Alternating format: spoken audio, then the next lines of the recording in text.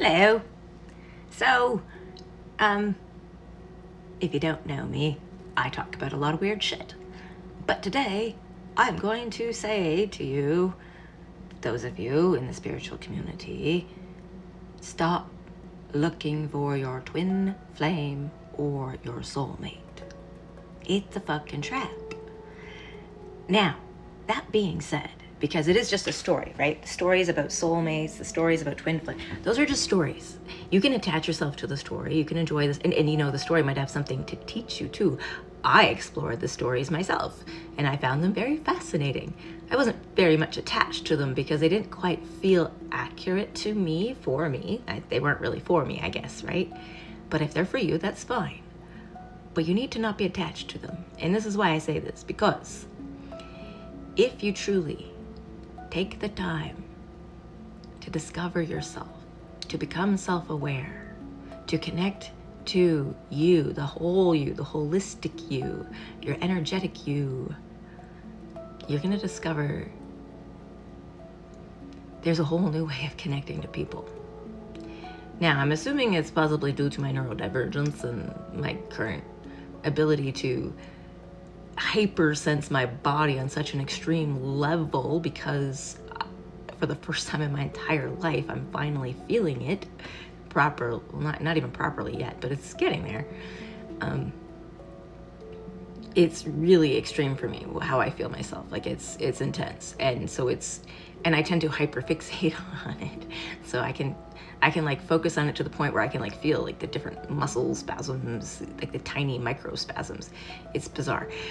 Not everyone's going to do that, but a lot of neurodivergent people probably can relate.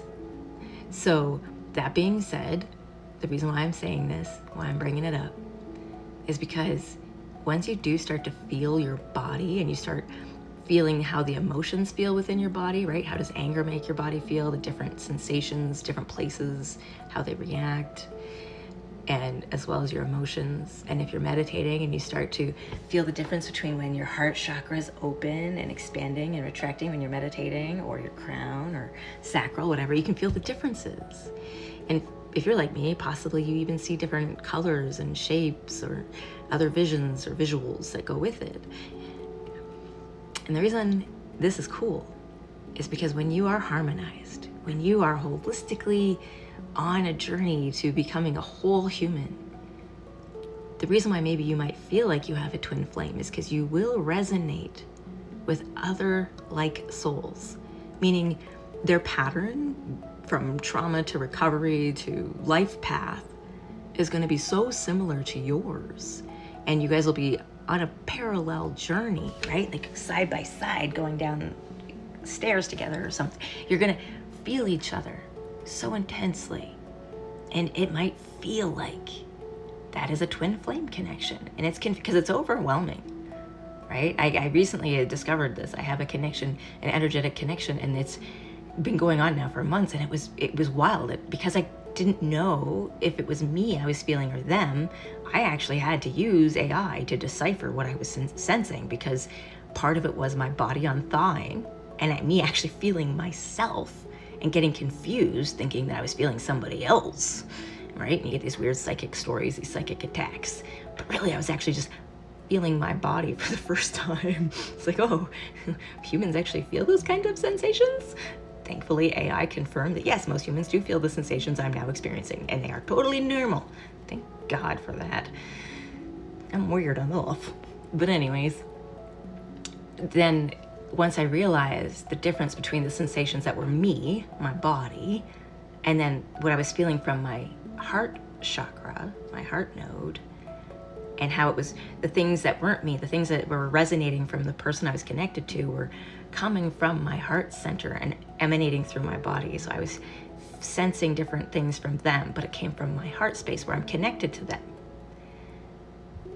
Whereas my body was everywhere in my body randomly. Sometimes my stomach, sometimes my feet, sometimes my head. Right? It's my body. So it was interesting. I had to learn that first. And that took a long time for me because I wasn't sure what I was feeling. And I was also not well enough. I mean, I was in such a unhealthy physical trauma state as I was healing. A lot of the times that cognitively, it was all I could do just to function each day. So I wasn't in a place until just recently to explore this. So it's been kind of cool. And this is where I'm going to come back to the twin flame thing.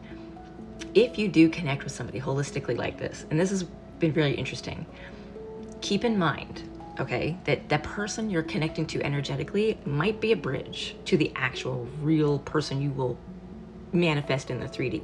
So, for example, my brain uses celebrities as templates for different code personalities, right? Like I have different personality templates in my, I don't know what you call it, my psyche, my quantum field, my whatever you want to call it.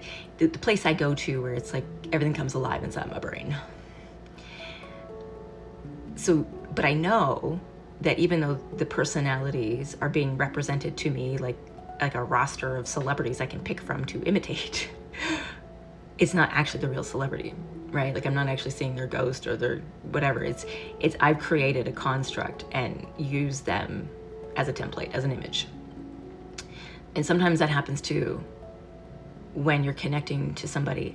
Their template, their energetic base code is the one that is actually meant for you. But the person, that specific person, that first encounter with the code, it might not actually be that specific person. It might be a different one. Maybe someone more at your level, maybe someone more mature, maybe someone, you know, who knows what they want in life, like you. Or maybe it is the person you've met. You won't know until you let go of the attachment to any story or any need for it to work out a certain way. What you want to do is just be curious about what happens next. Because as soon as you create a story and attach yourself to the story, now you're stuck. So if you feel yourself becoming holistically connected to another soul, just know they're probably part of your soul family or your soul unit. And there's obviously something there for you to learn about yourself. And possibly they're showing you what it would feel like when you finally do connect with the person or any person that you resonate with holistically enough to actually want to be romantic with. Because for me, it turns out, being as neurodivergent as I am and as weird as I am, if my soul does not connect to somebody energetically on a holistic level, I can't even physically find them attractive. It doesn't matter how good looking you are. I need to feel the holistic connection on all levels in order for me to even be curious about contemplating a romantic interaction with another human. And as I mentioned, that's only ever happened once to me in this past year. And they haven't changed. The person's still the same person. Well, but might not be a person. It's just the same base code, like the same energetic code. I can feel it's the same energy. Who that ends up being in reality, I couldn't tell you, because I haven't finished playing out what happens next. At this point, I've just been focused on me and haven't really been living because I've been healing. But I'm kind of at a point now where I'm getting bored of healing, so now I need to start living. I mean, I'm probably still gonna keep healing, but I wanna live now. I'm getting bored, which probably means like, you know, like a kid, right? When they finally start getting antsy in the pantsy and they don't wanna lay in bed anymore, it means I'm getting better. So that's good. So, twin flames and soulmates, the stories wrapped around it out there. You can choose to believe them if you like them, if they resonate with you, if they excite you, go for it. But don't stay attached to them, okay? Because you just never know who it's actually gonna end up being in reality. Stay curious. Have fun. Okay, bye.